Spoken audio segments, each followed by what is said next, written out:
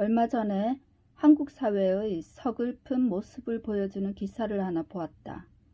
관계를 잃어버린 한국인이라는 제목의 이 기사는 리얼돌 수입 논란이 실은 인간관계를 열망하는 심리가 왜곡된 결과라고 분석하면서 현대사회에서 인간관계가 단절되는 원인으로 경제적 어려움을 꼽았다. 한국인의 인간관계, 특히 결혼 또는 이성교제마저도 경제적 어려움 때문에 위축된다는 것이다. 이는 일본이 이미 겪고 있는 심각한 사회 문제이기도 하다. 돈이 없으면 인간관계를 맺기 어렵고 삶의 질도 떨어진다. 이것이 정확한 현실이다. 그런데도 돈이 중요하지 않다는 건 어불성설이다. 돈의 중요성은 아무리 강조해도 지나치지 않는다. 돈 이야기를 하면 왠지 격이 떨어진다고 가르치는 것은 자본주의 사회에 살면서 자본주의를 외면하라고 가르치는 꼴이다. 우리는 좀 더 솔직해질 필요가 있다. 세상을 살아가는데 돈이 전부인 것은 아니지만 돈이 없으면 비참해진다. 한국에서 유난히 돈에 대한 인식이 부족한 이유를 사람들은 유교에서 찾는다. 하지만 유교의 발상지인 중국은 전혀 그렇지 않다. 유교가 한국에 전파되면서 변질됐을 뿐이다. 내가 아는 많은 중국인들은 돈에 대한 철학이 한국인들의 그것과 전혀 다르다.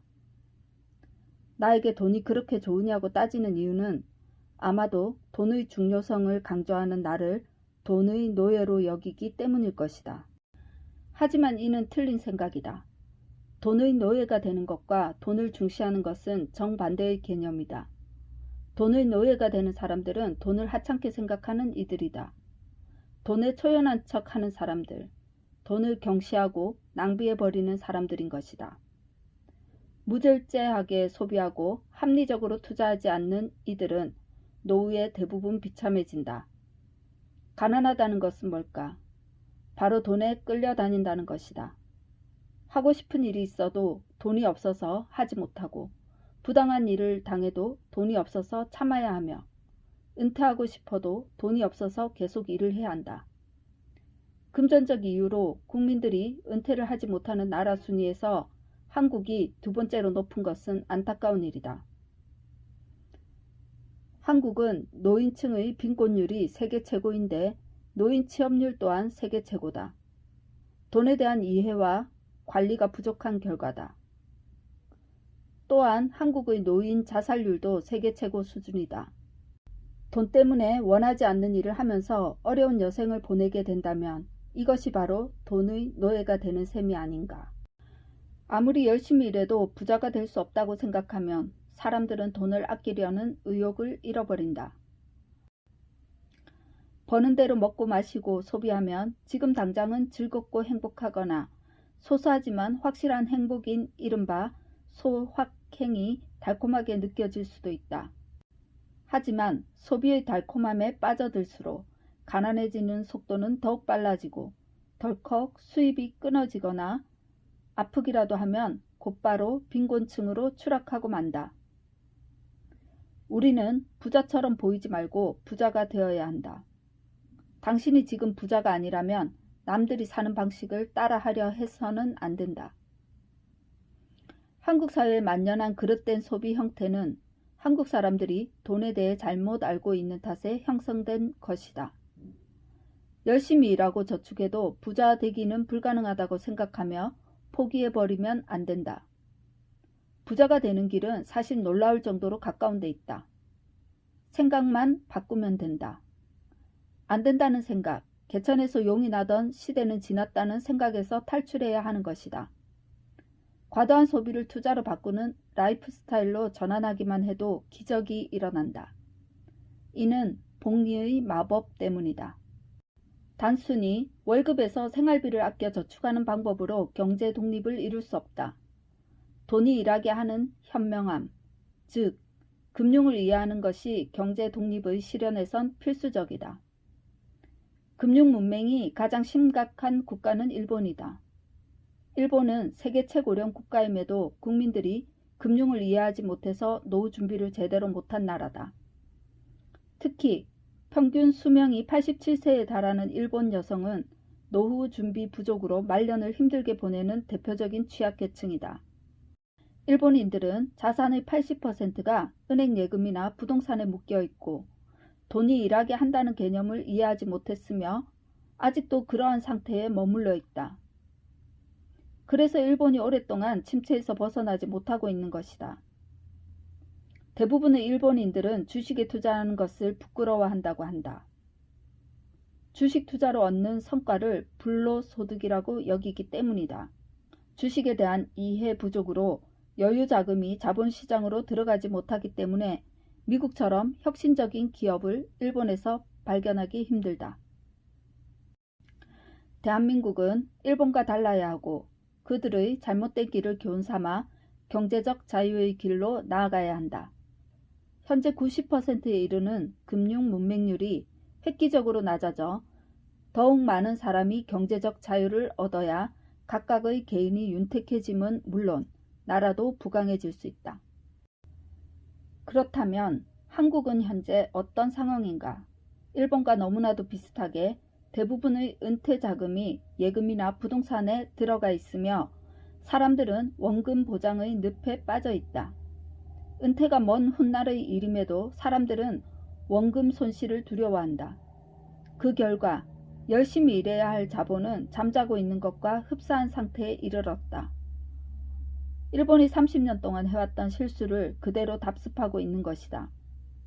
아니, 어쩌면 오히려 일본보다 심하다고 볼 수도 있다. 장기 투자로 운용되어야 하는 퇴직연금 가운데 주식이 차지하는 비중이 전 세계에서 금융 문맹 1등 국가인 일본보다도 더 낮기 때문이다. 이러니 한국에서 노인 빈곤층이 계속 늘어나는 것은 당연한 일이다. 20년 혹은 30년 후 우리에게 닥칠 노후에 대비하기 위해 매일매일 여유 자금을 만들고 그 돈으로 투자를 해야 하는 현 상황에서 원금 보장이 무슨 의미가 있을까? 정말로 중요한 것은 은퇴할 시점의 자산 가치가 현재보다 얼마나 증가했느냐가 아닐까. 돈이 나를 위해 열심히 일하게 만들어야 한다는 점을 진정으로 깨달은 사람들은 단기적인 원금 손실에 연연하지 않는다. 장기적인 관점에서 보면 은행 예금은 가장 위험한 자산이다. 예금에 머물러 있는 돈은 나의 노후를 위한 일을 전혀 하지 않기 때문이다. 시간이 갈수록 돈의 가치는 하락하지만 투자 가치는 상승하는 것이 자본주의의 기본 원리다. 장기 투자로 거둘 수 있는 수익률이 은행 예금의 수익률보다 못한 자본주의는 존재 근거를 잃는다. 부를 형성하는 최고의 방법은 돈이 스스로 일하게 하는 방법을 깨닫는 것이다. 다시 강조하지만 사람이 노동을 통해 벌 수 있는 돈에는 한계가 있다. 노동력은 일할 수 있는 시간이 한정되어 있기 때문이다. 하지만 돈은 잠도 안 자고 피곤한 줄도 모르며 계속해서 일할 수 있다. 내가 어떤 기업의 주식을 가지고 있다면 그 회사의 직원들은 내가 쉬거나 자는 동안에도 나의 노후를 위해 열심히 일한다. 내가 투자한 그 회사의 임직원들은 땀 흘려 제품을 생산하며 돈을 벌어주고 전 세계 매장에서는 그 회사의 상품이 팔려나간다. 그 기업이 얻는 이윤의 일부는 내게 배당금으로 지급되고 그 기업이 성장하면 내가 갖고 있는 주식의 가치도 상승한다. 부라는 것은 이처럼 돈이 스스로 일해서 불어나는 시스템을 통해 이루어진다. 주식 투자는 재테크가 아니다. 테크닉이 아니란 뜻이다. 주식은 사고 파는 것이 아니라 꾸준히 모으는 것이다. 대부분의 사람들은 주식 투자가 매수와 매도의 타이밍을 맞추는 것이라고 오해한다. 하지만 타이밍이라는 것을 한두 번은 맞출 수야 있겠으나 매번 맞추긴 불가능하다. 이것이 투자와 도박의 차이점이다. 타이밍을 맞추려 노력하는 대신 좋은 회사를 찾아 그 주식을 오랫동안 보유하고 열매를 공유하는 것이 주식 투자다. 투자 훈련이 되어 있지 않거나 시간이 없을 때는 펀드에 투자하는 것이 대안이다. 자신이 투자한 기업이 돈을 잘 벌고 있다면 주가가 떨어져도 걱정할 필요가 없다.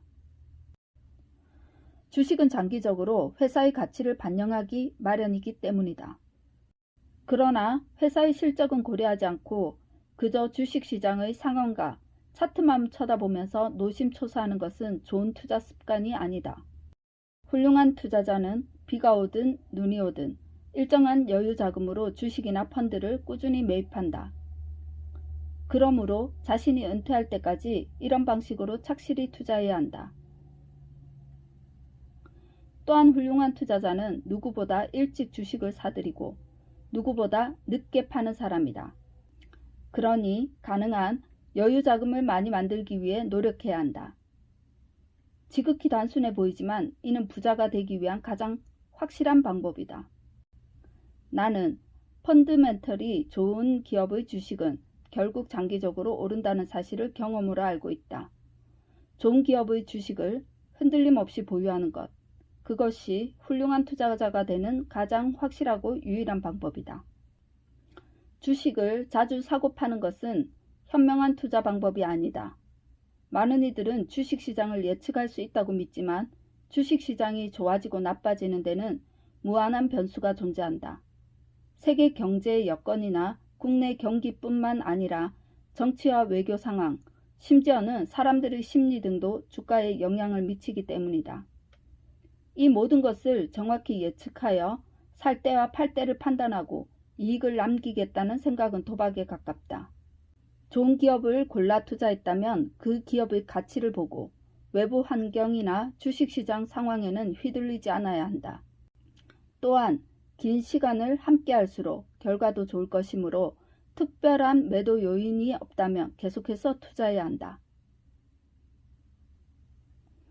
주식 시황은 오르고 내리고를 수없이 반복한다. 하지만 주식의 시가총액은 예외가 있긴 하나 계속 증가한다. 펀더멘털이 우수한 기업을 찾기 위해 노력하지 않고 마켓 타이밍만을 하는 투자는 현명하지 못한 투자 방법이다. 그리고 이런 투자자들은 절대로 부자가 되지 못한다.